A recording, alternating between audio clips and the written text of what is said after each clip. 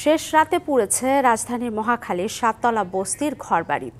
Fire সার্ভিসের 8টি ইউনিটের 1.5 ঘণ্টার চেষ্টায় নিয়ন্ত্রণে আসে আগুন।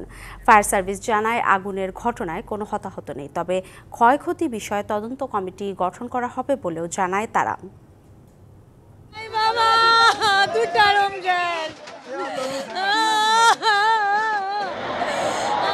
খোলা আকাশের নিচে পোড়া আসবাবপত্র নিয়ে বসে আছেন মহাখালীর 7তলা বস্তির বাসিন্দারা।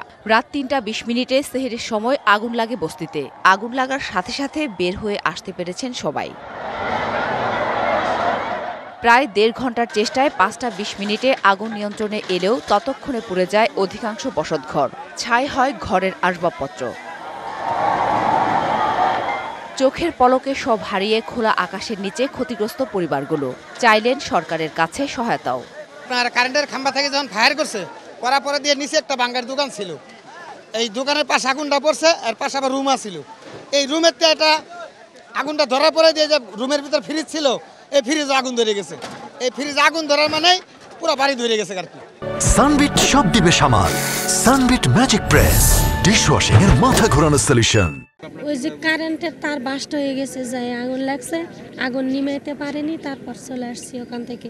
আগুন এমন ভাবে আইছে, আর দোতলা যে করছে কাঠগুলো শুকনা এমন ভাবে ধরছে, মানে মানুষ খালি কোনো ভাই যার কাপড় চোপড় আর কেউ কিছু নিয়ে বেরোতে পারে নাই।